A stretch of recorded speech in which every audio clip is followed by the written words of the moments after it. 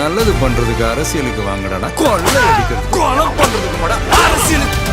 இதை விட்டுட்டு ஒரு அசம்பிளில வந்து இட்லினாரு, அட்லினாரு, சட்னினாரு, பொங்கல்னாரு, வாடன்னாரு. ஆமா சார்.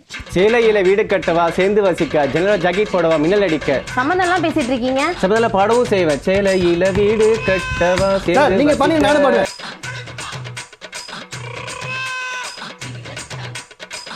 கலர் கண்ணாடி கிரிக்கெட் வாய்ஸ் மீடியாவை அடுத்து vlogabala சப்ஸ்கிரைப் பண்ணுங்க. கலர்காண்டி நேயர்களுக்கு வணக்கம். வணக்கம் சார். வணக்கம் சொன்னோன்னா அப்போ முதல்ல தேசிய கீதம் பாங்க. தேசிய கீதம் போடலையா யூடியூப் சேனல் ஆரம்பத்தில்? தேசிய கீதம் போட்டால் எதுக்கு 2 தடவை போடுறீங்க? முதல்ல தமிழ்தாய் வாழ்த்து பாடும். நாட்டில் பல பிரச்சனை இருக்குது, அதெல்லாம் இப்போ கவலை இல்லை. முதல்ல தமிழ்தாய் வாழ்த்து வந்துச்சா, முதல்ல தேசிய கீதம் வந்துச்சா? இது ஒரு டெம்ப்ளேட் அரசியல். நீங்கள் கேள்வி கேட்கறதுக்கு முன்னாடி நான் டேரெக்டாக போயிடலான்னு பார்த்தேன். ஏன்னா என்னால் அது அந்த பொறுமை தாங்கலை. ஆனா அந்த மரபை அப்படியே இவங்க தவிர்த்துட்டாங்களே, மீறிட்டாங்களே அப்படின்னு சொல்லிட்டு நீங்கள் பார்த்த மரபெல்லாம் நாங்கள் கீச்சதெல்லாம் நாங்கள் பார்த்தோமே. இல்லைங்க, இது என்னன்னா இன்னுமே ஒரு எஸ் சிவசங்கர் அவர்கள் வந்துட்டு வெளியே வந்துட்டு திமுக எம்எல்ஏ சொல்றாரு, இந்த மாதிரி வந்து தேசிய கீதத்தை வந்துட்டு 2 முறை போடுறாங்க, ஒரு முறை தான் போடணும். இதுக்கு முன்னாடி இந்த மரபை ஃபாலோ பண்ணாம இவங்க 2 முறை போடுறாங்க. ஆளுநர் உரைக்கு முன்னாடி ஒரு தடவை போட்டாங்க, ஏன் போடுறாங்க பின்னாடி போடுறாங்க? மரபை தாண்டி எதுக்கு சார் 2 தடவை போடுறீங்க நீங்க? இதென்ன சினிமா பாட்டா 2 தடவை மிருண்டு நல்லா ஆகுதுன்னு போட்டு கேட்கறதுக்குன்ற ரேஞ்சுக்கு அவருக்கு சொல்லல, நான் சொல்றேன். அப்படி வந்து எதையோ நான் என்ன கேட்குறேன், உங்க தொகுதியில பல பிரச்சனை இருக்குது, அதை பத்தினா என்னைக்காவது நீங்க பேசியிருப்பீங்களா? மக்களுக்காக என்ன பண்ணிருக்கீங்க நீங்க? எவ்வளவு தூரம் உங்க தொகுதியை வளர்த்துருக்கிறீங்க? இன்னும் உங்க தொகுதியில வேற என்ன பிரச்சனைகள் இருக்குது, அதுக்கு என்ன பண்ணலாம்? இவரை மட்டும் சொல்லல, பொதுவாவே எல்லாரையும் சொல்றேன். இன்னுமே இவங்க இந்த டெம்ப்ளேட் அரசியலை பண்ணிக்கிட்டு இருக்காங்களே, இதை தாண்டி என்னங்க பண்ண போறீங்க? சரிங்க, ஓகேங்க, ஒரு தடவை எக்ஸ்ட்ராவா இப்ப தேசிய கீதம் பேசுங்க, இப்ப இதனால என்னங்க ஆயிடுச்சு? அதை வந்து நீங்க எப்படி போடுவீங்க? தமிழ்நாட்டுல வந்து நீங்க, தமிழ்நாடு எதுக்குள்ள இருக்கு? இந்தியாவில தானே இருக்கு. இந்தியாவில இருக்கு. என்னைக்காவது ஏன் நீங்க உங்க ஸ்கூல்ல எல்லாம் ஜனகணமனெல்லாம் நீங்க பாடினதே கிடையாதா? உங்க ஸ்கூல்ல அப்படியே ஒரு முறை போட்டு 2வது முறை போட்டானா, நான் ஒரு முறை தான் தேசிய கீதத்திற்கு எந்திரித்து நிற்பேன், இன்னொரு முறை எந்திரித்து நிற்க மாட்டேன் அப்படின்னு கேட்பீங்களா? என்னங்க இப்ப தேசிய கீதம் 2 தடவை ஓடிச்சு, என்னங்க பிரச்சனை? இந்தியால இருக்கீங்க, தேசிய கீதம் சரி என்ன ஆயிடுச்சு? இப்ப இந்த மாதிரி கேள்வி கேட்கறாங்கல்ல சார். இன்னொன்னு எனக்கு கேட்கணும்னு தோணுது சார். இந்த டிவிக்கு ஆட்சி அமைஞ்ச பின்னாடி அவங்க பண்ற விஷயங்கள்லாம் வந்து ரீல்ஸா போடுறாங்க. இவங்க ரீல்ஸ் ஆச்சு அப்படின்னு சொல்றாங்கல்ல. திமுகவும் நிறைய தொகுதியில வின் பண்ணிருப்பாங்க. நீங்க இப்ப தொகுதியில என்ன பிரச்சனை நடக்குது அப்படின்னு சொல்லி கேட்டீங்கல்ல, அந்த தொகுதியில இருக்க எம்எல்ஏ அவங்க அப்படி பண்றாங்க. நாம பண்ற விஷயம் தெரியாம கூட இருக்கலாம், நாம பண்ற விஷயத்த வந்து ரீல்ஸா இல்ல ஏதாவது ஒன்று எடுத்து போலாம், அவங்க ஏதாவது ஒரு எம்எல்ஏவாவது, திமுக எம்எல்ஏவாவது இந்த விஷயம் நான் பண்ணேன் அப்படின்ற மாதிரி ஒரு கண்டென்ட்டாவோ ஏதாவது எடுத்து போட்டாங்களா சார்? போட்டிருக்காரு. நம்ம இவர யாரவரு சென்னையில ஒரு எம்எல்ஏ, திருவள்ளூர் சைடு ஒருத்தர் எம்எல்ஏ ஒருத்தர் இருக்கிறார். நல்லா ஜாலியா போடுவார். அவர் ரீல்ஸ் அவங்களுக்கு எடுத்து காட்டுறேன் பாருங்க. காலையில ஆனா வந்துட்டு கேமராமேனை ரெடி பண்ண சொல்லிட்டு ஒரு 6 மணிக்கெல்லாம், நைட்டு 11 மணிக்கெல்லாம் திடீர்னு இபி ஆஃபீஸ்ல அது பாட் சைலண்டா இருக்கும். 11 மணிக்கு அவர் ஏரியாவில் இபி ஆஃபீஸ்ல அந்த எலெக்ஷன் டைம்ல கிளம்பி போயிட்டு இருந்தாரு. இன்னைக்கு இபி ஆஃபீஸா, ரைட் ஓகே. 11 மணிக்கு போயிட்டா, என்னப்பா நீதானா, ரைட் ஓகே, என்ன ஓகேவா? இல்ல கேமராமேனை கூப்பிட்டு வந்துட்டு இந்த இபி ஆஃபீஸ்ல தூங்கிட்டு இருந்தவங்க பக்கத்துல குவார்டர்ஸ் வந்து எம்எல்ஏ வராருன்ட்டு அவரெல்லாம் எந்திரிச்சு ஒருத்தர் வந்தாரு. பார்த்துட்டு ஓகே ரைட் சரிப்பா அதெல்லாம் கரெக்டா போயிட்டு இருக்கான்னு பார்க்க வந்தேன் அப்படின்னு சொல்லி இந்த எலெக்ஷன் டைம்ல ஓகே ஓட்டு வாங்குற டைம்ல இந்த மாதிரிலாம் ரீல்ஸ் எல்லாம் எடுத்து என்ன நடக்குது, தொகுதியில எப்படி இருக்கு, 2 வீலர்ல போயிட்டே இருப்பாரு ஒருத்தர், தள்ளுவண்டி ஒருத்தர் வந்து அந்த இதை மூட்டையெல்லாம் இழுத்துட்டு இதுல போயிட்டு இருப்பாரு. ஒரு வண்டி இருக்கும் தெரியுமா, அந்த மூட்டை இழுத்துட்டு போயிட்டு இருப்பாரு. ஓரமா நிப்பாட்டிட்டு போங்க போங்க நான் தள்ளுறேன், தள்ளு அப்படின்னு சொல்லி ஒரு வீடியோ போட்டா, ரைட் ஓகே ஓகே அப்படின்ட்டு அதுக்கு ஒரு பிஜிஎம் போட்டு ஸ்லோமோல இந்த மாதிரி எல்லாம் ரீல்ஸ் போடுவாங்க. ஓகே ஓகே, நல்லது பண்ணோம் அப்படிங்கிற மாதிரி, தொகுதிக்கு இதெல்லாம் பண்ணிருக்கோம் அப்படிங்கிற மாதிரி தானே. ஓகே, அதனால அந்த மாதிரி அவங்களுக்கு போடுறதுக்கான ஸ்கோப் நீங்க கேட்கற மாதிரி இல்ல, அது கொஞ்சம் வாய்ப்புகள் கம்மி. மற்றபடி இந்த மாதிரி கொஞ்சம் பில்டப் ரீல்ஸ் இப்போ ஏரியாவில் இருக்கிறவங்க என்னவா இந்த அப்படி அப்படின்னு கொடுத்துட்டு வள்ளல் மாதிரி நடந்து போறது, அது மாதிரி வேணா போடுவாங்க. மற்றபடி எல்லாம் ரீல்ஸ் எதிர்பார்க்காது. Okay sir. அதே மாதிரி இன்னைக்கு சட்டப்பேரவை ஆரம்பிச்ச உடனே மேகதாது முன்னாடி இந்த ஒரு 2 மேட்ரு எஸ் சிவசங்கர் அவர்கள் சொன்னார். Okay sir. அவர் என்ன சொல்றாருன்னா, சிஎம் அவர்களுக்கும் ஆளுநருக்கும் நடுவுல எதுக்கு இவ்வளவு பெரிய ஒரு இணக்கம்? சிஎம் ஆளுநர் எதிரெல்லாம் போராடி சண்டை போட்டுக்கிட்டே இருக்கணும். இவர் வந்தா நான் மூஞ்ச திருப்பிப்பேன், நான் வந்தா நீ மூஞ்ச திருப்பிப்ப, நான் வெளிநடப்பு பண்ணிடுவேன், நீ வெளிநடப்பு பண்ணதுக்கு அப்புறம் நாங்களாம் கை தட்டி சிரிப்போம். இது மாதிரிதான் நாங்க இருக்கும். ஒரு ஆளுநர் நாங்க பாத்துருக்கோம், இதுவரையும் இதுதானே நாங்க பண்ணிருக்கோம். அப்ப இது என்ன புதுசா வந்து ஆளுநரோட வந்து ஒரு சிஎம் வந்து இணக்கமா இருக்கிறது? அன்னைக்கு என்னடா பிரைம் மினிஸ்டரோட இணக்கமா இருக்கிறாரு, இன்னைக்கு என்னடா ஆளுநரோட இணக்கமா இருக்கிறாரு. இவர் பார்த்தா இப்படியே இணக்கமா இருந்து பாஜக அரசு மூலமா வந்து மத்திய அரசு கிட்ட இருந்து வர Fund வேண்டியதெல்லாம் எல்லாம் வாங்கி இந்த தமிழ்நாட்டுக்கு நல்லது செஞ்சுருவார் போல இருக்குது. அப்ப இத்தனை நாளா வந்து மத்திய அரசு எங்களுக்கு வந்துட்டு அமௌண்ட்டே வழங்கலன்னு நாங்க சொன்னதெல்லாம் இப்ப எப்படி பண்றது நாங்க அந்த அரசியல ம், ம். அப்படின்ற மாதிரி கிட்டத்தட்ட இவங்க வந்து புலம்பிக்கிட்டு சொல்லியிருக்காரு. இருக்காரு. நான் என்ன கேக்குறேன், ஒரு ஒரு மெஷினரி இது. ம், இந்த மெஷினரியில ஒருத்தங்க ஒரு பொறுப்புல இருக்கிறாங்க. கட்சிகளை மீறி ம். இன்னைக்கு எதிர்க்கட்சி தலைவராக இருக்கக்கூடிய உங்கள் உதயநிதி அவர்களே என்ன சொல்றாரு, கட்சிகளுக்கு அப்பாற்பட்டு எதிர்க்கட்சி தலைவராக இருக்கிற நானோ இல்ல வந்துட்டு இங்க இருக்கிற எம்எல்ஏக்கள்ல இருந்து ஆரம்பிச்சு எதிர்க்கட்சிகள்ல இருந்து யார் வேணாலும் எம்பிக்கள் உட்பட ம், ம். தமிழ்நாட்டுல இருந்து முதல்வரோட சேர்ந்து நம்ம எல்லாருமே போய் ம். இந்த கடிதம், மேக்கேட் மேட்டருக்கு அகைன்ஸ்டா வந்துட்டு ஒரு இது எழுதி கொடுப்போம். அப்படின்னு சொல்லி சொன்னாரு. லெட்டரா அனுப்பாம இவங்க அப்பா அனுப்பிட்டு இருந்தாலும் இதுக்கு முன்னாடி ஆமா. குளத்தூர் எக்ஸ்எம்எல்ஏ அந்த மாதிரி நம்ம லெட்டரா அனுப்ப வேண்டாம் என்று எங்களுடைய கட்சி தலைவர் எங்களுடைய அறிவுரையை கொடுத்து அனுப்பியிருக்கிறார். அவரால் என்று வர முடியவில்லை இன்றா இல்ல என்றும் வர முடியாத 5 வருடத்திற்கு, அதனால் எங்களிடம் சொல்லி அனுப்பியுள்ளார். நாங்கள் இதை கூற கடமைப்பட்டிருக்கிறோம் அப்படின்னு சொல்லிட்டு போறாரு. ரைட்டுங்களா? அப்ப அது வந்து இங்க பண்றா எதிர்கட்சி தலைவரோட இவர் வந்து ஒன்னாக்குறாருன்னு திமுக 4 பேர் பேசிட்டு இருக்கலாமா? புரியுது சார். அவர் சிஎம், நீ எதிர்கட்சி தலைவர், இருந்தாலும் வாங்க எல்லாரும் சேர்ந்து ஒன்னா போலாம், கட்சிகளை அப்பாற்பட்டு நம்ம ஒன்னா போலாம். ஏன்? Because it is a machinery, it is a government, it is a state, it is a body. அதுல நீங்க எல்லாம் வந்து ஒரு எம்எல்ஏக்கள், இந்த 234 எம்எல்ஏக்களுக்கும் இருக்கக்கூடிய ஒரு மிகப்பெரிய முக்கியமான கடமை என்ன அப்படின்னா, நீங்க எந்தெந்த தொகுதிகளுக்காக வந்திருக்கீங்களோ அந்த எல்லா தொகுதிகளையும் சேர்த்து மொத்தமா தமிழ்நாடுன்ற ஒரு நாடு முன்னேறுவதற்காக நீங்க வேலை பார்க்கணும். நமது அனைவரின் வேலை செய்யக்கூடிய ஒரு பணியாளர்கள் அவங்களாம். ரைட்டுங்களா? மக்களுக்கான பணியாளர்கள் அவங்க. அப்ப அந்த பணியில வந்துட்டு கவர்னர் கிடையாதா? கவர்னர் வந்துட்டு ஒரு ரப்பர் ஸ்டாம்ப், கவர்னரும் பிரசிடென்ட்டும் ரப்பர் ஸ்டாம்ப் தூக்கிடுங்க அந்த பொறுப்பையே. அதான் சொல்லிக்கிட்டு இருக்கிறோம், கான்ஸ்டிடியூஷன் தூக்க மாட்டேங்கிறாங்க சார். தூக்க மாட்டேங்கிறாங்க சார். தூக்குற வரைக்கும் அவங்க கவர்னர் தானே. ஆமா, அந்த கவர்னருக்கு ஒரு ரோல்ஸ் அண்ட் ரெஸ்பான்சிபிலிட்டி இருக்குதுல்ல. வெறும் சைன் போடுறதா இருந்தாலும், வெறும் நீங்க எழுதி கொடுக்கறத எடுத்து படிக்கிறதா இருந்தாலும் அதுவும் ஒரு வேலையா? அவரும் ஒரு அரசாங்கத்தால் நியமிக்கப்பட்ட மத்திய அரசின் ஒரு ஆளா? அவரும் ஒரு சிஎமும் இணக்கமாக இருக்கிறது மட்டும் ஏன் சார் உங்களுக்கு பிரச்சனையா இருக்குது? அப்ப உங்களை மாதிரி எல்லாத்தையுமே வந்துட்டு ஒரு போர் அடிப்படையிலே தான் கொண்டு எதிர்கொள்ளணுமா? ஏன் இந்த ஒரு முட்டாள்தனமான ஒரு அரசியலை வந்துட்டு மக்கள் நம்ம நினைக்கிறீங்க? என்ன ஜோக்குனா, நம்ம தான் அவ்வளவு சீரியஸா பேசிட்டு இருக்கோம். நம்ம 2 பேரை தாண்டி மக்கள்னு இந்த வீடியோ பாக்குறவங்க லட்சக்கணக்கான பேர் இருப்பாங்கல்ல, அவங்க யாருமே இவங்க பேசுறது சீரியஸா எடுத்துக்கல. நம்ம தான் உட்காந்து பேசிட்டு இருக்கோம். ஏன்னா மக்களுக்கு இப்ப என்ன கிளியர் ஆயிடுச்சு, சிஎம்பா அவர் என்ன பண்றாரோ கரெக்டா இருக்குது, தப்பு பண்ணா கேள்வி கேட்போம். இன்னைக்கு அந்த டாபிக்கும் வரப்போறோம். ஆமா சார். அது மாதிரி தப்பு பண்ணா தட்டி கேட்போம். மற்றபடி நல்லது நடந்தா ஓகே. இதுல வந்து அரசியல் பண்ணணுமேன்றதுக்காக இந்த டெம்ப்ளேட் அரசியலா சும்மா ஒரு எதிர்ப்போம், சும்மா வெளிநடப்பு பண்ணுவோம் இப்படின்ற கணக்குல இவங்க பண்ற இந்த டெம்ப்ளேட் அரசியல் டைம் முடிஞ்சு போச்சு. கண்டிப்பா வெளிநடப்பு செய்யறது, கீழே நின்று இந்த பிளக்கார்டு பிடிக்கிறது, எதுவுமே வேலைக்கே ஆகாது. People are very very much aware. So அப்ப இதை எப்படி சொல்றாங்க அப்படின்னா, பாஜகவுடன் இவர்களுக்கு ஒரு கூட்டணி இருப்பது எங்களுக்கு இப்பொழுது சந்தேகமாக இருக்கிறது. எப்படி? ஆளுநரோடு வந்து இவர் இணக்கமாக இருக்கிறார். நாங்கள் ஒரு முதல்வராக இருக்கும் போது நாங்கள் எழுதி கொடுத்ததை படிக்கவே முடியாது என்று எங்கள் மூஞ்சியில் விட்டெறிந்தார் ஆளுநர். எங்கள் முன்னாள் முதல்வரை, எங்கள் தலைவரை, கட்சி தலைவரை மதிக்க கூட இல்லை. அவர் வெளிநடப்பு செய்து எங்களை அவமதித்தார். ஆனால் இன்றோ இந்த முதல்வரை மதிப்பும் மரியாதையுடனும் அவர் எழுதி கொடுத்ததை எல்லாம் அப்படியே படிக்கிறார். அவர் ஒரு பாஜக அரசினால் நியமிக்கப்பட்டவர் என்பதை மறந்துவிட்டு, ஐயா என்ன நீங்களே உங்களை டேமேஜ் பண்ணிக்கிறீங்க, உண்மையாக இருந்தால் அதை சொல்லித்தானே ஆக வேண்டும், அப்படி போல பேசிக் கொண்டிருக்கிறாங்க இப்ப நம்மளுடைய திமுக. இதுக்கு இவங்க என்ன சொல்றாங்கன்னா, பாஜகவும் தாவேக்காவும் கூட்டணி. எப்படிங்க இவர் சொல்றதெல்லாம் அவங்க வந்துட்டு பிரச்சனையே பண்ண மாட்டேங்கிறாங்க, ஸ்மூத்தா போகுது, அப்ப கூட்டணி இருக்குது இல்ல. ஏங்க எப்படி ஆயிட்டீங்க நீங்க? உங்களுக்கு வேற எதுவுமே பேசுறதுக்கு இல்லையா? அப்ப ஒண்ணு உங்களை குறை சொல்லணும், இல்ல அப்படின்னா அது பாஜகவோட பி டீம், பாஜகவோட கூட்டணியில் இருக்கிறாங்கன்னு சொல்லணும். எவ்வளவு மொக்கையாகுதுல நீங்க பேசுறதுலாம். இதுல கடைசியா அவரோட என்ன சொல்றாரு அப்படின்னா, இந்த இருட்டடிப்பு மேட்ரு நம்ம அதுக்கு நீங்க பேச போறோம் இல்லையா, அதுக்கு அவர் என்ன சொல்றாருன்னா, மாற்றம்னு சொல்லிட்டு தானே வந்தாங்க. இவர் கேக்குறாரு, கேக்குறாரு. ஆமா சார், இந்த மாதிரி சட்டப்பேரவையில நீங்க பேசுற லைவ் வந்து இருட்டடிப்பு பண்ணிட்டாங்களே சார் அப்படின்னு சொல்லிட்டு, நல்ல கேள்வி. இல்ல நாங்க நீங்க இதே மாதிரி தானே போன தடவை இருட்டடிப்பு பண்ணீங்க, அப்ப இப்ப வந்து இதை பத்தி கேள்வி கேக்குறீங்களே, நல்ல கேள்வி, சூப்பர் தம்பி. யாரது சூப்பரா கேட்ட தம்பி. இப்ப என்னடா சொல்றது, நம்ம சூப்பர் கேள்வி தம்பி, மனசுக்குள்ள மைண்டுக்குள்ள என்ன சொல்றது, நம்ம சூப்பர் செம்ம கேள்வி. இந்த கேள்விக்கு இப்ப என் பதில பாருங்க. நீங்க மாற்றான்னு சொல்லிதான் நீங்க வந்தீங்க. ஆமா நாங்க இருட்டடிப்பு பண்ணோம், எங்களுக்கு பதிலா மாற்றமா வந்து நீங்க ஏன் சார் திரும்ப இருட்டடிப்பு பண்றீங்க? நீங்க உங்களை அசிங்கப்படுத்துறீங்களா இல்ல அவங்கள அசிங்கப்படுத்துறீங்க? கிட்டத்தட்ட இவங்களோட பாலிடிக்ஸே இப்ப அவ்வளவுதான். ஆமா நாங்க அசிங்கமா தான் நடந்துக்கிட்டோம், நாங்க கேவலமா பாலிடிக்ஸ் பண்ணோம், அதுக்கு என்ன, ஆமா பண்ணணும். அப்படி வந்துட்டாங்க இப்போ ஒரு ரேஞ்சுக்கு. ஸோ இப்போ இந்த இருட்டடிப்பு மேட்டரை பொறுத்த வரைக்கும் வந்துட்டு தீர்மானமா நாங்க இதை வந்து கண்டிப்பா ஃபுல் நேரலை பண்ண போறோம் அப்படின்னு சொன்ன தாவேக்கா, அந்த இடத்துல தாவேக்கா அரசை பத்தி தவறாகவே பேசியிருந்தாலும் முதல்வராக இருக்கக்கூடியவரை வந்துட்டு அவருடைய மாண்பை தவறாக பேசும் வகையில அவங்க பேசியிருந்தாலும் கூட என்ன நடந்திருந்தாலும் அதை நேரடியா நேரலையில கொடுத்துருந்துருக்கணும். ஆமா, அதை ஏன் நேரலையில கட் பண்ணாங்க?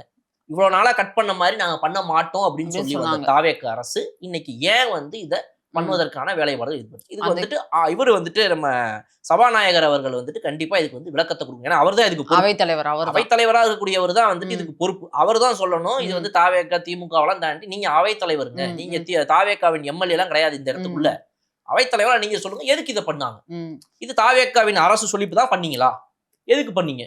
எதுக்கு இந்த இது நடந்துச்சு? இதுக்கு நீங்க தான் பொறுப்பு இந்த அவைக்கு சொல்லுங்க அப்படின்னு ஒரு கேள்வி கேட்கணும். இதுக்கு தாவேக்கா அரசு தரப்புல இருந்து அவங்க கண்டிப்பாக வந்து பதில் சொல்லி ஆகும். ஏன்னா வந்து ஏதாவது ஒரு நியாயமான ஒரு காரணம் இருக்குதா எதுக்கு இதை பண்ணீங்க அவங்க சொல்லட்டும், மக்களுக்கு தெரியணும். ஏன்னா வந்துட்டு ஒரு நியாயமா இருக்கணும்னு சொல்லி நடத்தின இந்த டிரான்ஸ்பரண்டா இருக்கணும், நாங்க பண்ற எல்லா விஷயங்களும் மக்களுக்கு தெரியணும் அப்படின்னு சொன்ன ஒரு அரசு ஏன் இன்னைக்கு சட்டப்பேரவை இருட்டடி பண்ணாங்க அப்படிங்கிற ஒரு பதில அவங்க அமைச்சர்கள், அவைத்தலைவர் இல்ல யாரோ ஒருத்தர் பதில் சொல்லிதான் ஆகணும், சொல்லுவாங்க அப்படின்றத நம்ம எதிர்பார்க்கிறோம். அப்படி அது நியாயமான பதிலாக இருக்கும் என்று ஏற்றுக்கொள்ளலாம். இல்ல அந்த பதில் நியாயமாக இல்லாம போகும் வகையில கண்டிப்பா நம்ம வந்து அதை ஏற்றுக்கொள்ள முடியாது. Okay sir. சட்டப்பேரவை இன்னைக்கு ஸ்டார்ட் பண்ண உடனே அவங்க கொண்டு வந்து தனி தீர்மானம் முதலமைச்சர் கொண்டு வந்தார் சார். என்ன அப்படின்னு பார்த்தோம்னா, மேகதாது அணையை வந்து கட்டுறதுக்கு கர்நாடகா தனிச்சா ஒரு முடிவு எடுக்குது, அதை கண்டிப்பா வந்து இந்த சட்டப்பேரவையை வந்து எதிர்க்குது அப்படிங்கிற மாதிரி ஒரு தனி தீர்மானத்தை முதலமைச்சர் கொண்டு வந்தாரு. அதாவது காவிரி நடுவர் மன்றம் வந்து 2007 அன்று கொண்டு வந்த இறுதி தீர்ப்பையும் உச்சநீதிமன்றம் 2018 அன்னைக்கு கொடுத்த தீர்ப்பையும் மதிக்காம சம்பந்தப்பட்ட படுகை மாநிலத்தின் உத்தரவையும் பெறாம இந்த தனிச்சி முடிவை வந்து ஏற்கக்கூடாது, இதுக்கு அந்த கட்சி இந்த கட்சி அப்படின்ற ஒரு பாகுபாடு பார்க்காம எல்லாருமே தமிழக மக்களுக்கு பக்கத்துல நின்று இதுக்கான இதெல்லாமே நம்ம செய்யணும், ஒன்றிய அரசும் இதுக்கு வந்து எந்த ஒரு இசைவும் கொடுக்க கூடாது அப்படிங்கிற ஒரு விஷயத்தையும் வந்து தனி தீர்மானமா கொண்டு வந்தாங்க. அதுக்கு எல்லா கட்சி தலைவர்களுமே எழுந்து நின்று இதுக்கு நாங்க ஆதரவு தெரிவிக்கிறோம் அப்படின்ற மாதிரி விஷயங்கள் சொல்லியிருந்தாங்க. அதுல உதயநிதி அவர்கள் வந்துட்டு அதை எப்படி நம்ம மொத்தமா அப்படியே ஏத்துக்கிட்டா இது எப்படி அதுல வந்து இந்த ஒரு பாயிண்டை ஆட் செய்யுமாறு நாங்கள் கேட்டுக்கொள்கிறோம். எங்களோட ஒரு அடிஷனல் எங்களோட இன்புட் இருக்கணும்ல அப்படின்னு ஒண்ணு சொல்ல அதை முதல்வர் அவர்கள் வந்துட்டு மேற்கொண்டவாறு வந்துட்டு அவங்க சொன்னதை இந்த இடத்துல 4ஆம் பத்திக்கு கீழே நீங்க சேர்த்துக்குங்க அப்படின்னு சொல்லிட்டாங்க. அதை சேர்த்துக்கிட்டதுக்கு அப்புறமா வந்துட்டு அதையும் வந்துட்டு எடுத்துக்காங்க.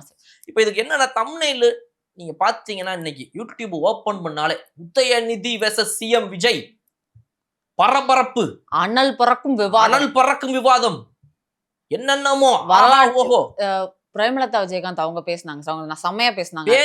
பேச விஜய் அவர்கள் கொடுத்த ரியாக்ஷன் அந்த மாதிரி என்ன நானும் உட்கார்ந்து நம்மளும் தான் லைவ் அந்த மாதிரி நடந்து என்ன நடந்துச்சு நாம தான் பார்த்தோமே லைவ் என்ன ஆயிடுச்சா அப்படின்னு பார்த்தா எல்லாமே பில்டப், அவருமே பில்டப். பிரேமலதா விஜயகாந்த் அவங்க பேசினது கொஞ்சம் சிஎம் வந்து தலையாட்டி கேட்டாரு சார், அதுக்கு ஒரு தனி வீடியோ பரபரப்பு ரியாக்ஷன் அப்படி சொல்லிட்டு அனல் பறந்த. சரி நாங்க கூட சரி உண்மையாவே நம்ம பார்த்த இந்த லைவ்ல ஒரு காட்டாம போனது வந்து மிஸ் ஆயிடுச்சு போல, 2 பேரும் அடிச்சுக்கிட்டாங்க போல அப்படின்னு பார்த்தா இவர் ஒண்ணு பேசி அங்க பார்த்தா அதே வீடியோ இந்த பக்கம் இருக்கு, இதுல என்ன இருக்கு அப்படின்னு பார்த்தோம்னா அந்த ஒரு ரியாக்ஷனை மட்டும் தனியா போறதுக்கு அந்த வீடியோ என்னவோ தெரியல. அந்த மாதிரி மக்கள் நிறைய பேர் ஏமாந்து போயிருப்பாங்க. இன்னைக்கு இந்த லைவ பார்க்காதவங்க எல்லாம் வந்துட்டு ஃபுல்லா என்னமோ நடந்துருச்சு போல, சட்டசபையில இன்னைக்கு இதே மிஸ் பண்ணிட்டோம்னா அப்படி பார்த்தா ஒண்ணும் இல்ல எல்லாம் சீரியல் மாதிரி தான் போயிட்டு இருந்துச்சு. இதுல வந்து இந்த டெம்ப்ளேட் அரசியல் பண்ணக்கூடிய திமுக ஒரு பக்கமும் தாவேக்கா இந்த பக்கமும் ஆளுங்கட்சியாக இருக்கிற இந்த இதுல 14 நிமிடங்கள் கிட்டத்தட்ட பேசியிருக்கிறாரு உதயநிதி அவர்கள். என்ன பேசினாரு 14 நிமிஷம்?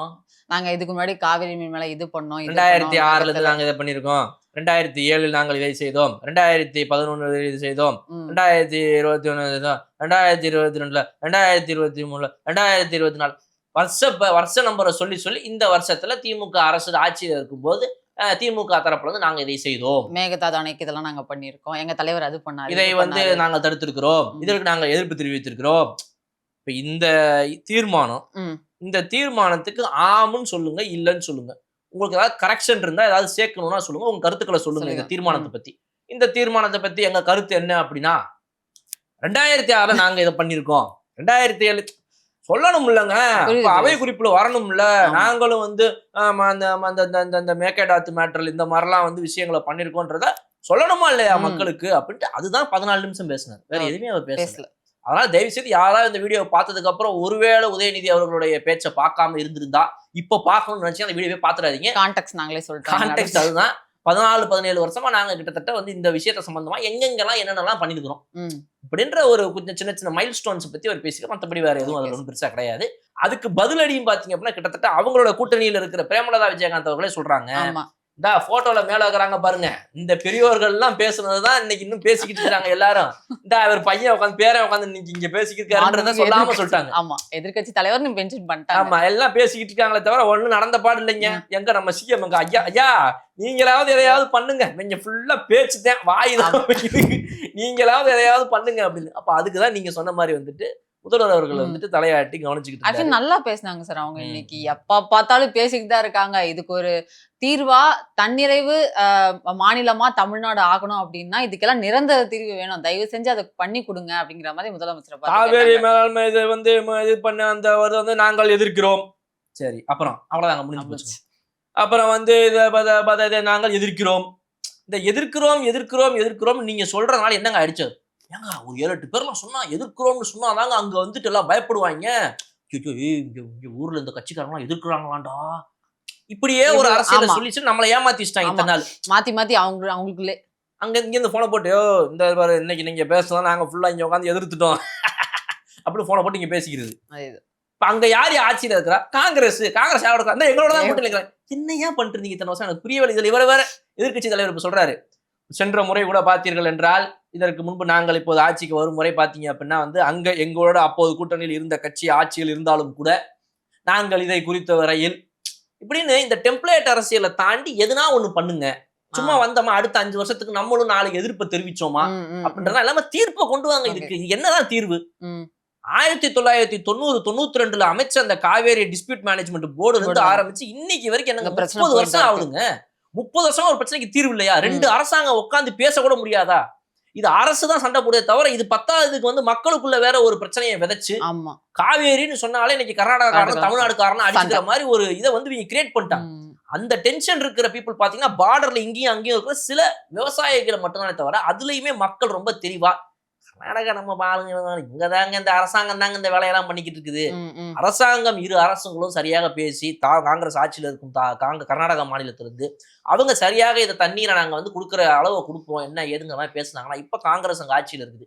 உண்மையாவே ஒரு காங்கிரஸ் ஆட்சியில இருக்கும்போது அந்த கூட்டணியில இருக்கிற தாவேக அரசு இந்த தடவை இந்த 5 வருஷத்துக்குள்ள இந்த தீர்வு சரியா ஒண்ணு கொண்டு வந்துச்சு அப்படின்னா வேலை முடிஞ்சு கண்டிப்பா. அப்ப இதுல வந்து நிறைய சேலஞ்சஸ் இருக்கும். அந்த சேலஞ்சஸ் எல்லாம் மீறி இந்த கூட்டணியை யூஸ் பண்ணிக்கிட்டு தாவேக சரியா அதுக்கு ஒரு தீர்ப்பை கொண்டு வந்துட்டு பிரேமலதா விஜயகாந்த் அவர்கள் சொன்னது போல வந்துட்டு ஒரு சரியான ஒரு விஷயத்தை நடத்தினா நல்லா இருக்கும். அண்ட் இதுல இன்னொரு சின்ன முக்கியமான ஒரு குறிப்பு, இந்த ரொம்ப வருஷமா நம்ம ஊர்ல வந்து ஒரு நானும் பாக்குற ஒரு 15 வருஷமா நானும் கேட்டுக்கிறேன், இந்த மேகதாதுன்னு நம்ம சொல்றோம்ல, ஆக்சுவலா அது மேகதாது கிடையாது. ஓகே சார், அந்த மழை பேரு மேகதாது கிடையாது. இல்ல அதெல்லாம் கிடையவே கிடையாது. மேகே தாட்டு கன்னடா. ஆமா கன்னடா பேரு. மேக்கேனா வந்துட்டு மேக்கே ஆடா, நம்ம ஊர்ல ஆடுன்னு சொல்றத அவங்க ஊர்ல வந்துட்டு மேக்கேம்பாங்க. ஓகே, அந்த மேக்கே தாட்டுனா தாண்டுறது. அவங்க ஊர்ல வந்து ஒரு கதை இருக்குது. அதுக்கு வந்துட்டு ஒரு புராண கதை சொல்றாங்க, அதுக்கு வந்து ஒரு சாமி கதை சொல்றாங்க, அதுக்கு யாரோ ஒருத்தர் கண்ணில் பார்த்ததுன்னு ஒரு புரளி கதை சொல்றாங்க. இது எந்த கதை உண்மைன்னு தெரியாது. ஒரு 3 விதமான கதை இருக்குது.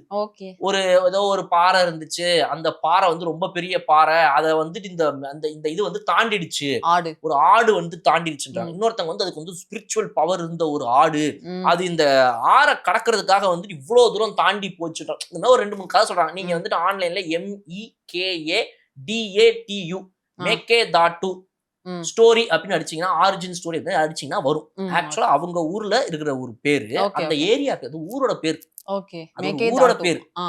அந்த ஊர் பேரை இப்ப நீங்க சென்னைன்னு இருக்கு, ஸ்டேட்டுக்கு ஊருக்கு சென்னையை வந்து சென்னாவ் மாத்த முடியுமா? சென்னை அந்த மாதிரி வந்துட்டு கர்நாடகா தமிழ்நாடு தான் இல்லையா? உங்க பேரு பூவலி தான், எந்த ஊர்ல போனாலும் பிரான்ஸ்ல போட்டு நான் ஜிபாஜின்னு சொல்ல முடியாது உங்களால, பூவலினா பூவலி தான் இல்லையா? அந்த மாதிரி அந்த ஊர் பேரு மேக்கே தாட்டு. இத கூட நமக்கு இவங்க சொல்லி தராம போயிட்டாங்க. எனக்கு ஒரு வாரத்துக்கு மேல தான் தெரியும். அப்படியா? எனக்கு நானும் மேகதாது தான் நினைச்சிட்டு இருந்தேன். இதை பத்தி படிக்கிறதுக்காக சரி என்னடா நடக்குது, அடுத்த வாரம் அசம்பிளி வரப்போகுது, இதை பத்தி படிப்போன்னு போகும்போதுதான் படிக்க விக்கிபீடியா ஆன்லைன்ல தெரிய வச்சு மேக்கே தாட்டு அப்படிங்கிறது அது வந்து ஒரு ஊரோட பேர்.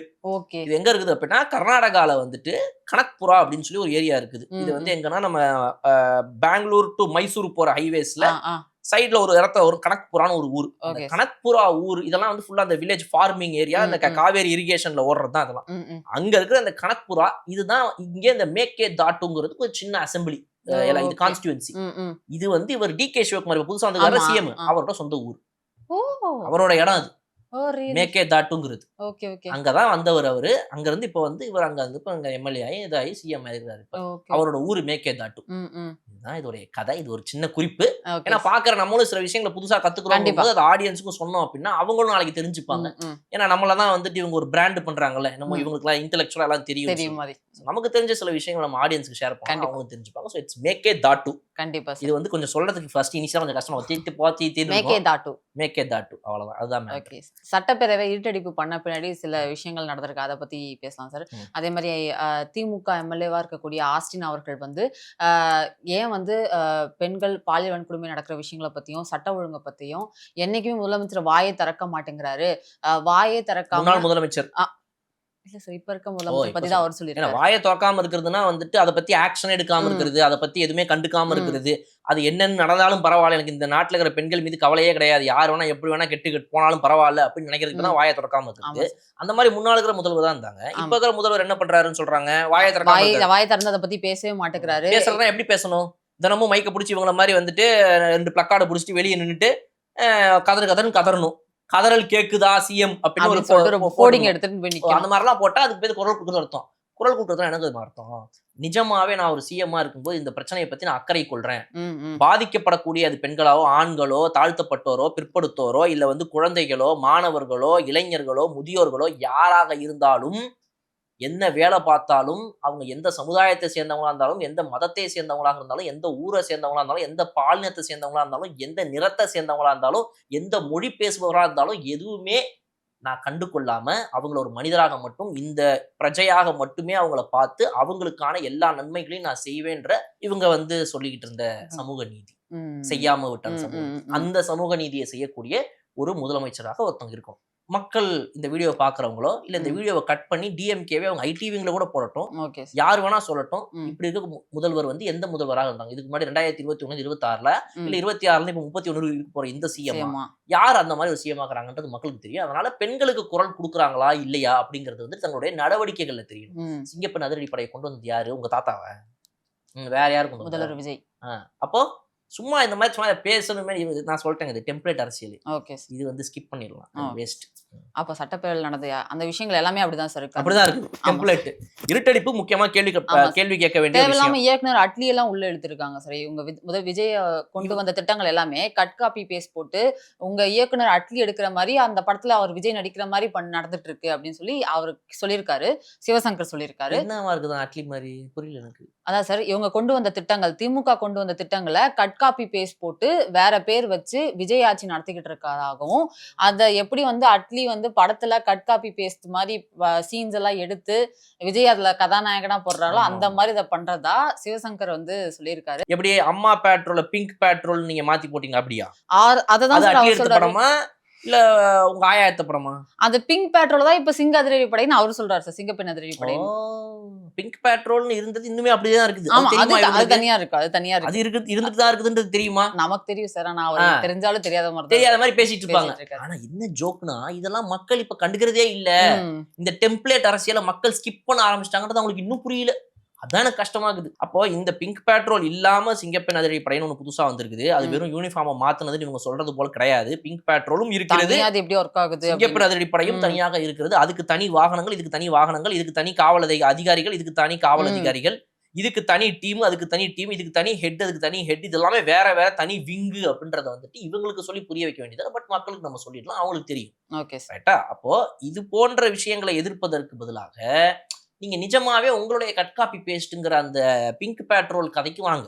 அம்மா பேட்ரோல் இருந்தது, எதுக்கு நீங்க கலர் கூட மாத்தாம அதே வண்டிக்கு எதுக்கு பிங்க் பேட்ரோல்னு பேரை மாத்துனீங்க? நீங்க அம்மா பேட்ரோல் வச்சு ஓட்ட வேண்டியதானே? நீங்க எப்படி சார் பண்ணுவாங்க? அதிமுக கொண்டு ஏதாவது ஒரு விஷயத்தை எக்ஸ்ட்ராவா அதுல ஆட் பண்ணி நீங்க அதை கொஞ்சம் அப்கிரேடாவது பண்ணுங்க. அதை வந்துட்டு வெர்ஷன் 2.0 கொண்டு வாங்க, அப்புறம் அதை பேர் மாத்தணும். ரைட்டா? கரெக்ட். ஆமா, இட்லின்றாங்க, அப்புறம் வந்து சட்னின்னாங்க. அது கடைசியா அவர் ஒண்ணு கேட்டாரு, அங்கத்துல தாவேகா தரப்புல இருந்து. சரி சட்னியை பத்தி பேசுறீங்களே, உங்க ஆட்சியில நடந்த கிட்னியை பத்தி கொஞ்சம் பேசுங்கன்னு அது அங்க கேட்கல. ஓகே வெளியே வந்துட்டு ஓகே அதிமுக யாரோ ஒருத்தர் கேட்டிருந்தாரு வெளியே வந்துட்டு செய்தியாளர்கள்ட்ட பேசும்போது. ம் சோ அதுக்கு தான் வந்துட்டு நீங்க சொன்ன மாதிரி பிரேமலதா விஜயகாந்த் அவர்கள் வந்துட்டு வெளியே வந்து புலம்புனாங்க. டாபிக் எதுவோ அத பேசாங்க, எங்கெங்கயோ போயிட்டு இருக்குங்க டாபிக். இன்னைக்கான விவாதம் எடப்பாடி வாக் அவுட் பண்ணிட்டாரு. எடப்பாடி நடுவுல போயிட்டாரு. நமக்கு இதுல எதுக்கு அப்புறம் வேலை இல்லை, இது திமுக வெர்சஸ் தாவேகா தான் போல, கடைசியா இங்கேயும் நமக்கு வேலை இல்லை போலட்டு அவர் வெளியே கிளம்பிட்டாரு. வாங்கப்பா போலாம், நம்ம டீயை சாப்பிட்டு வீட்டுக்காவது போய் சேரும், என்னவோ போ அப்படின்னு. ஆளுநர் உரைக்கான எதிர்ப்பு தெரிவிச்சார்ல உதயநிதி அவர்கள், வெளில வந்து விமர்சனம் பண்ணார்ல, இந்த மாதிரி பாஜகவோட இணக்கமாக செயல்படுறது. சிவசங்கர் அவர்கள் சொன்ன மாதிரி வன்னியரசு அவர்கள்கிட்ட புதிய தலைமுறையில இருந்து போய் கேட்டிருக்காங்க. இந்த மாதிரி விஜய் அவர்களும் வந்து ஆளுநரும் இணக்கமா செயல்படுறது தாவேகா பாஜக கூட்டணியா இருக்குமோ அப்படின்ற மாதிரிலாம் பேசினாங்க. அதுக்கு அவரு ஒரு நல்ல பதிலடி கொடுத்திருந்தாரு. 2 லாங்குவேஜ் பாலிசியை வந்து பாஜக வந்து கொண்டு வரணுன்றாங்களா, இல்ல சமூக நீதியை வந்து பாஜக கொண்டு வரணும் அங்க அறிக்கையில் இடம்பெற்றிருக்கா, இல்ல தமிழ் தாய் வாழ்த்தை முதல்ல பாடணும் அப்படின்னு சொல்லிட்டு நம்ம முதல்வர் சொன்னாரே அதை வந்து பாஜக வந்து அதை வந்து செயல்படுத்தணும் அப்படின்னு நினைக்கிறாங்களா? அந்த மாதிரி இல்ல இந்த மாதிரி இதுக்கெல்லாம் விளக்கம் கொடுத்தாருன்னா, எதிர்கட்சி தலைவர் விளக்கம் கொடுத்தாருன்னா ரொம்ப நல்லா இருக்கும் அப்படிங்கிற மாதிரி வன்னியரசு அவர்கள் சமய சொல்லி. என்னங்க ஒரு சிம்பிள் பதில் என்ன தெரியுமா? திமுக அன்னைக்கு என்ன பண்ணிச்சு அப்படின்னா, நான் ஆளுநரை எதிர்த்தா, நான் மோடி அவர்களை பிஎம்ஆ இருக்கிறவரை எதிர்த்தா நான் பாஜகவை எதிர்க்கிற மாதிரி, நான் பாஜகவை எதிர்த்தா நான் வந்து மத்திய அரசு எதிர்க்கிற மாதிரி, நான் மத்திய அரசு எதிர்த்தா பாஜகவை எதிர்க்கிற மாதிரின்னு சொல்லி ஒரு முட்டாள்தனமான ஒரு அரசியலை பண்ணிக்கிட்டு இருந்தாங்க. இன்னைக்கு தாவேக்கா என்ன பண்ணுது அப்படின்னா, ஒன் லாஸ்ட் டைம், நீங்க இந்த கொஸ்டினை திரும்ப திரும்ப கேட்கறதுனால ஒன் லாஸ்ட் டைம் நான் சொல்றேன், தாவேக்காவை பொறுத்த வரைக்கும் அவங்க கட்சியா வேற மாதிரி செயல்படுறாங்க, ஆட்சியா வேற மாதிரி செயல்படுறாங்க. ஆட்சியா இருக்கும்போது பாத்தீங்க அப்படின்னா இங்க நம்ம தாவேக்கா கிடையாது, நம்ம அரசு. அப்ப தமிழ்நாடு அரசு அப்படின்ற ஒரு பொறுப்புல நம்ம இருக்கும்போது இங்க என்ன செயல்படணும், கட்சியெல்லாம் தூக்கி போடு. நமக்கு இங்கே ஆளுநரோட இருக்கக்கூடிய உறவோ இல்ல வந்து நம்ம வந்து மத்தியில இருக்கக்கூடிய பிரதம மந்திரியோட இருக்கிற உறவோ அப்படிங்கிறது இந்த நாட்டு மக்களுக்காக, இது என் கட்சிக்காக கிடையாது. கண்டிப்பா ரைட்டா?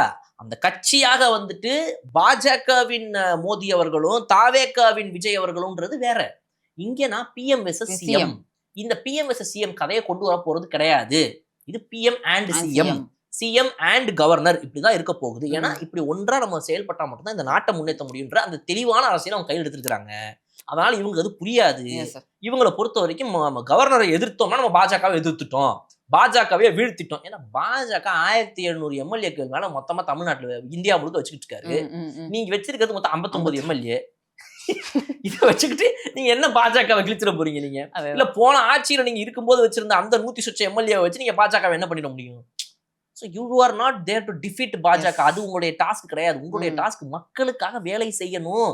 பாஜகவை விடுங்க, பாஜக இந்த நாட்டுக்குள்ள வராது, தமிழ்நாடு பாஜகவிற்கான இடம் கிடையாது.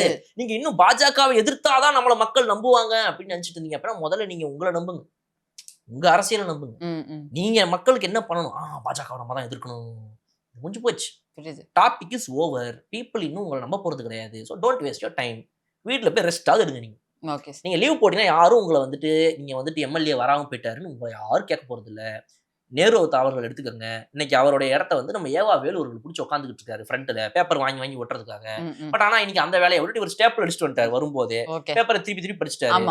அந்த மாதிரிலாம் மாற்றங்கள் அப்படி கொண்டு வாங்க. அட்லீஸ்ட் வேற ஏதாவது ஒரு மாற்றம் கொண்டு வாங்க. நீங்க லீவ் போட்டா வேற கேட்க போறாங்களா? கேஎன்ஆர் அவர்கள் ஏன் வரல, யார கேட்க போறாங்க? இல்ல சார், அந்த மாதிரி நீங்க லீவ் போட்டு வீட்டுல இருங்க. எதுக்கு இந்த டெம்ப்ளேட் அரசியல் பண்ணிட்டு எங்களை டார்ச்சர் பண்ணி டைம் வேஸ்ட் பண்றீங்க? நீங்க பண்ணி தொலைறதெல்லாம் வேற வந்து நியூஸ் அவங்க போட்டு தொலைஞ்சு அதுக்கு ஒரு 4 தம்ப்நெயில போட்டு உங்க பார்க்க வர வச்சிடுறாங்க. பார்த்ததுக்கு அப்புறம் நீங்க வேற கேள்வி கேட்டுறீங்க, நான் வேற பேசி தொலைஞ்சிடுறேன். இதை வேற அந்த மக்களுக்கு வந்து பாக்குறாங்க. எவ்வளவு பேர் டைம் வேஸ்ட் ஆகுது. ஆக்கப்பூர்வமா எதையாவது பண்ண சொல்லுங்க ப்ளீஸ் அவங்களை. ஓகே சார், கண்டிப்பா. ஆட்சியில இருக்கும்போது ஒன்னும் பண்ணிக்கிறது கிடையாது, போனதுக்கு அப்புறமாவும் தாலியா இருக்கிறது வந்து இப்படி. இப்போ தாவேக்கா என்ன ஆக்கப்பூர்வம் பண்றாங்கன்னு அடுத்து நம்ம அதை பேச போயிடலாம் சார். பேசுவோம். அறநிலையத்துறை அமைச்சர் அவர்கள் வந்து கொண்டு வந்து வாங்க விஷயத்துக்கு. இப்பதான் வந்து மக்களுக்கு இந்த வீடியோல என்ன பேசணுமோ அதுக்கு வந்திருக்கிறோம் நம்ம. அதுக்கு வாங்க. கண்டிப்பா சார். ட்விட்டர்ல நிறைய விஷயங்கள் பார்த்தோம் சார். அறநிலையத்துறை அமைச்சர் வந்து நிறைய இடத்துல இன்ஸ்பெக்ஷன் சடனா போயிடுறாரு. அப்போ வந்து கோயில கொடுக்குற பிரசாதத்துல வந்து முறுக்கா அந்த மாதிரி லிப்பேட் அந்த மாதிரி இடத்துல வந்து எக்ஸ்பைரி டேட் மேனுஃபேக்சர் டேட் வந்து இல்லை அப்படின்றத வந்து ஒரு மாசத்துக்கு முன்னாடி சொல்லியிருந்தாரு.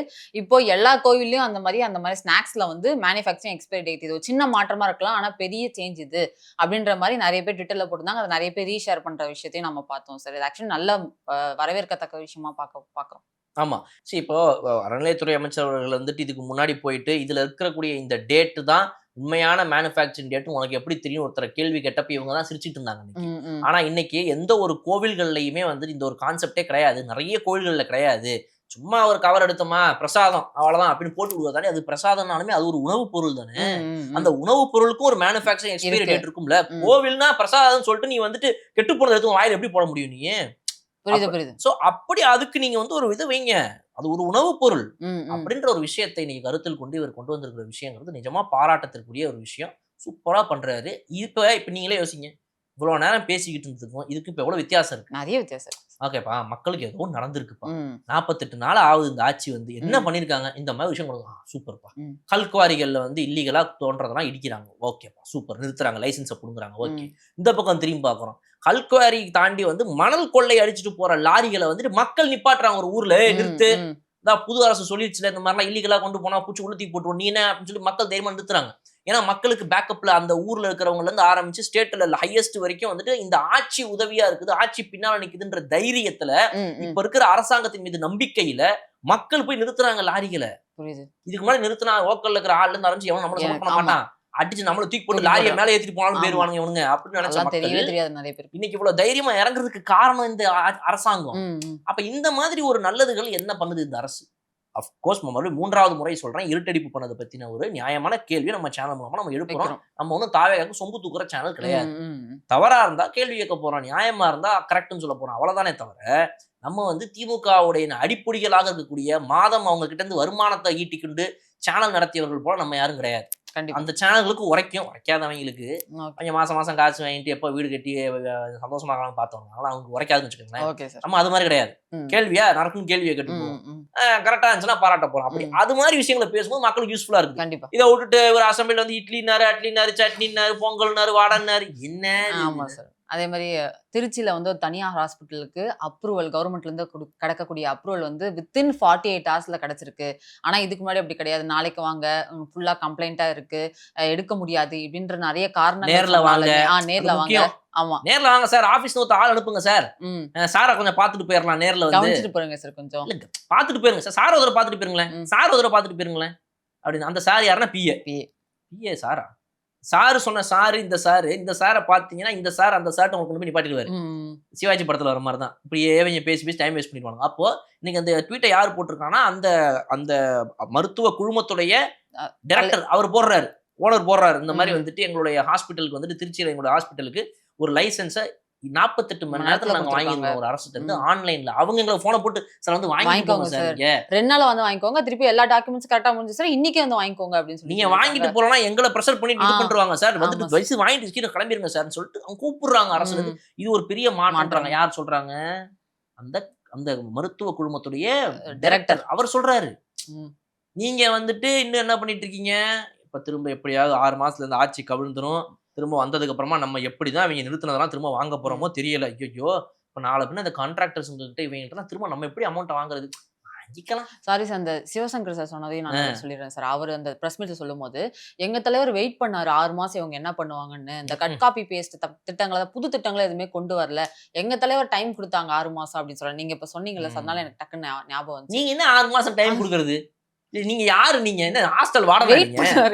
ஹாஸ்டல் வாடனா 6 மணிக்கு டைம், அதுக்குள்ள ஹாஸ்டலுக்குள்ள வந்து காண்டாயிரம். நான் இவர் டைம் கொடுத்தாரா, அந்த டைம் வச்சுக்கிட்டு இந்த சிஎம் அதுக்குள்ள வேலை பார்க்கணுமா? யாரு டைமுக்கு யாரு வேலை பார்க்கறது? முதல்வராக மக்கள் அவங்க கொடுத்துருக்காங்க 107 108 சீட்டு, அவங்க கொடுத்த டைம் 5 வருஷம். அவர் அந்த மக்கள் கொடுத்த டைமுக்கு வேலை பார்ப்பாரு, மக்கள் கொடுத்த டைமை தாண்டியும் வேலை பார்ப்பாரு அவரு. நீங்க யார் சார் கேள்வி கேட்கறதுக்கு? நீங்க வந்து ஒரு எக்ஸ் எம்எல்ஏ, நீங்க என்ன பேசிட்டு இருக்கீங்க வீட்டுல உட்காந்துக்கிட்டு ட்வீட்டை போட்டுக்கிட்டு? உங்களை யாரும் கண்டுக்க கூட கிடையாது. உங்க தொகுதி மக்கள் கூட நீங்க காசு கொடுத்ததுக்காக அழுதுகிட்டு இருந்தாங்க. நீங்க உங்க கண்ணு முன்னாடி பக்கம் சிரிச்சுட்டு இருந்தாங்க. அது தெரியுமா உங்களுக்கு? முதல்ல சும்மா ஏதாவது வாயை கிளக்கூடாது. பாவமே வயசானவர் ஏதாவது அழுதுகிட்டு இருக்காரு, அவரை ரொம்ப வருத்தப்பட வைக்க வேணாமேன்னு கம்முன்னு இருந்தா நம்மள வாயை பிடிங்கி பாக்குறது. வேற சில முக்கியமான விஷயம் அடுத்த டிஸ்கஸ் பண்ணுவோம். முக்கியமான விஷயங்களை பத்தி பேசுவோம், மக்களுக்கான விஷயங்களை பேசுவோம். இவங்க போயிட்டு இந்த இதை பத்தி சட்னி இந்த இதெல்லாம் பேசக்கூடாது. Okay, thank you sir.